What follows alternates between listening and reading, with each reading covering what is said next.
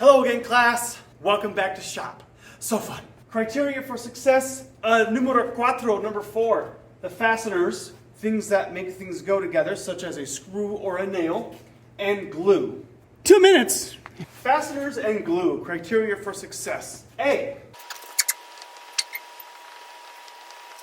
Nail heads punched in with the nail punch, also known as a nail set.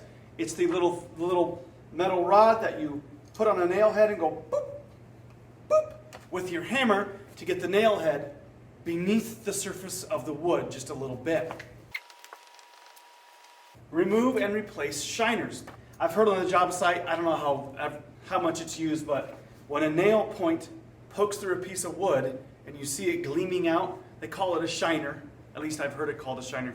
You'll hear me call nail points that stick out of the wood a shiner. C.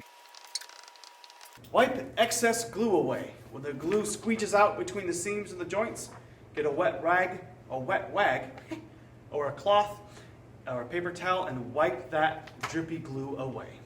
Let's look at it in greater detail. All right then, number 4, fasteners and glue. Let's take a deeper look at A. Nail heads are punched in with the nail set. To increase your chances of your nail head being straight up and down, I want to go in from this piece of wood to this piece of wood. Preset them on a flat surface. Once you drive them home, once you have them home, your nail punch, it's a simple matter of putting the point on the head of the nail, tap, pop, tap, pop.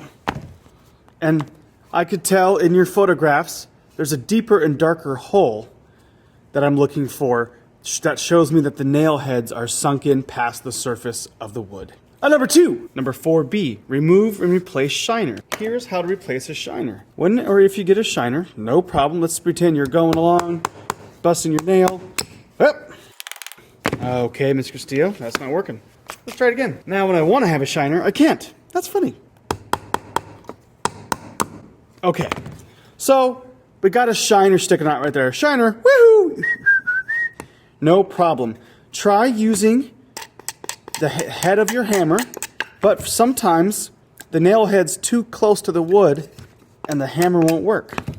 What you do is you get the point of your nail set, put it on the point of the nail, and back it back out until it reveals enough of the nail head to then pull or claw it out with your hammer.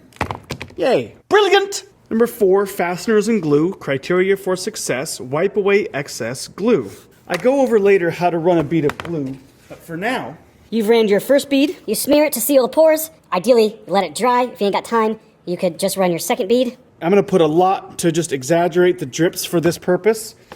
And then my nails have been preset, helps a ton, so you don't have to hammer and hold this wood at the same time. Brilliant! Now at the very least, all I have to do is just hold this wood together.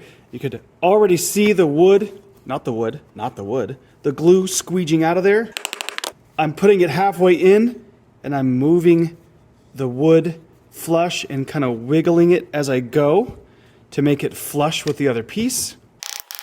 Now, a wet paper towel or a wet rag or cloth, wipe those away. I'm looking for evidence of white glue or lack of big dried drips. Now, when you get into a corner, you could use your finger into the corner and there'll be a little bead there. That's fine. If you want to, not required, you can get something pointy, boop, put it in, and just take it a little deeper into that. Not required at all. Wiping it away is just fine. There we have it, standard number 4. Wipe excess glue away.